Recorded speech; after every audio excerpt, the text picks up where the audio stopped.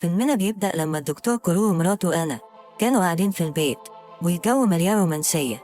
فجأة يلاقوا شخص واقف عريان في الحمام بتاعهم وبيقول للدكتور كرو: أنا فينيسن، كنت مريض عندك وانت مكملتش علاجي بسكينة وانا في عز احتياجي ليك. وراح جاب مسدس وضرب الدكتور كرو وبعدين ضرب نفسه من تحت. فضلت أنا بتحاول تساعد جوزها اللي مصاب وبيتألم. بعدها الدكتور كرو قرر إنه يبذل كل جهده في إنه يساعد طفل اسمه كول عنده 9 سنين بيعاني من نفس أعراض فينيسن علشان يكفر عن ذنبه. راح الدكتور كرو وقال له: احكيلي مالك. فكول قال له: انت مش هتقدر تساعدني، انا في مرة رسمت صورة لشخص وبعدها الشخص ده مات، تقدر تحلنا اللغز ده؟ وسابه ومشي.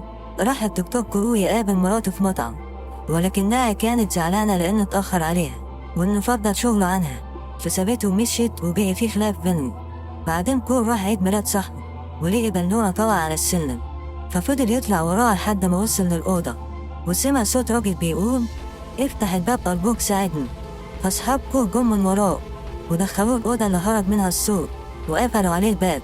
ففضل يصرخ بصوت عالي لحد ما أمه طلعت وفتحت الباب وخدته في حضنها. بعدين كول راح المستشفى وجه الدكتور كرو علشان يزوره.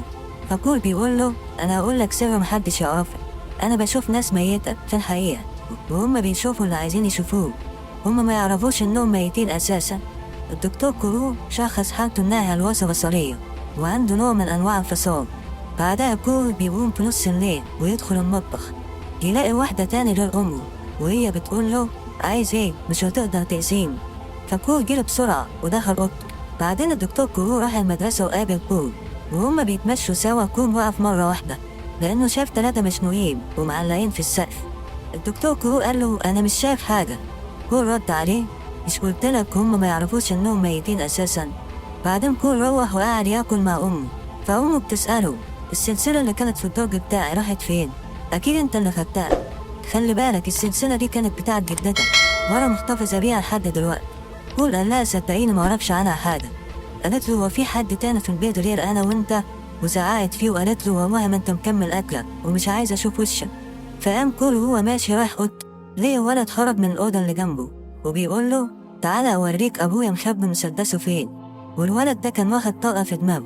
في سن الأحداث دي مرات الدكتور كرو بتحب في واحد شغال معاها علشان جوزها نسيها. في نفس الوقت الدكتور كرو بيقول لكول إنه مش هيقدر يكمل علاجه علشان لازم يهتم بحياته الشخصية شوية. كول قال له: ما تسيبنيش أرجوك، أنت الوحيد اللي ممكن تساعدني، أنا تحت لك. الدكتور كرو روح البيت وافتكر لما ساب فينيسن وما كملش علاجه وبسبب كده نهايته كانت الانتحار. وسمع شرايط ليه وهو بيقول: أنا مش عايز أموت يا دكتور. فرجع في رأيه وقرر إنه يكمل علاج كول علشان ما ينتحرش زي فينيسن. الدكتور كرو راح الكنيسة اللي موجود فيها كول وقال له: هما الأشباح دي عايزة منك إيه؟ كول رد عليه وقال له: إني أساعدهم في حياة. الدكتور كرو قال له: طب ما تجرب تساعدهم ونشوف النتيجة، أكيد لما تساعدهم هيبعدوا عنك.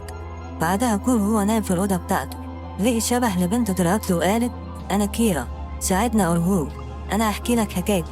بعد ما كول سمع قصتها قرر إنه يروح هو والدكتور كرو لجنازة كيرا ببيتها. أول ما دخل البيت طلع كول الأوضة بتاعتها على طول. خرجت كيرا من تحت السرير بتاعها وادت له صندوق، فخده منها ونزل اداله أبوها وقال له: كيرا بعتهولك.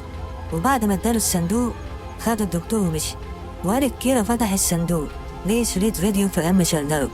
ليه في الشريط مراته اللي هي مش أم كيرا بتحط سم في الأكل وبتقتل بنته، وساعتها عرف إن مراته هي اللي كانت السبب في موت بنته كيرا. بعدين كول حالته بتتحسن عن الأول بكتير وبيشارك في مسرحية المدرسة والابتسامة بقت مش بتفارق وشه. فالدكتور كرو عرف إنه نجح في علاجه وإن مهمته انتهت. في آخر لقاء بينهم ليه كول بيقول له: عايز علاقتك بمراتك تتحسن؟ كلمها وهي نايمة وهي هترد عليك. بعدين كول بيخرج مع أمه بالعربية وكان في حادثة قدامه والطريق واقف. فكول قال لوالدته: أنا هقولك السر اللي كنت مخبيه عليكي، انت عارفة الحادث اللي قدام ده؟ في ست ماتت هناك. قالت له: فين يا ابني؟ أنا مش شايفة حاجة. قال لها: الست دي جنب الإزاز بتاعي. أمه قالت له: انت خوفتنا على فكرة. فقال لها: وهم كمان دايما مخوفيني، أنا بشوف أشباح يا أمي، بشوف ناس ميتة.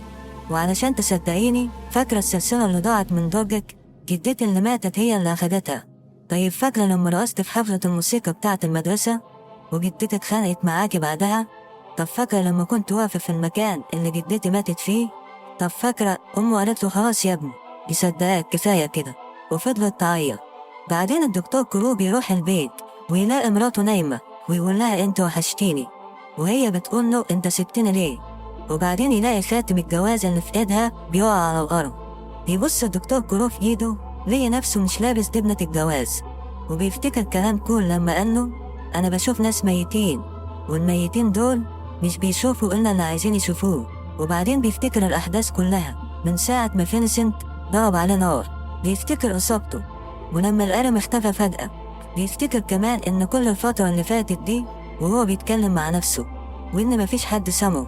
وأخيرا بيكتشف الدكتور كرو إنه أساسا مات بعد ما فينسنت ضرب عليه نار، وده بيفسر قدرة كول على رؤيته والتواصل معاه رغم إن مفيش حد سمعه علشان هو كان شبح. الدكتور كرو بيقعد جنب مراته اللي نايمة بعد ما أدرك إنه ميت، وبيقول لها أنا همشي لأن خلصت كل الحاجات اللي كنت هنا عشانها. أنا ساعدت كول بدل فينسنت وحاولت أحسن علاقتي معاكي، بحبك جدا. وبكده يكون فيلمنا انتهى. لو عجبك الفيديو ما تنساش تدعمه بلايك وتشترك في القناة لو انت مش مشترك، وتفعل زر الجرس علشان يوصلك كل جديد هنزله. ويا ريت تكتب في كومنت عن فيلم عايزني اعمله ملخص. والسلام عليكم ورحمة الله وبركاته.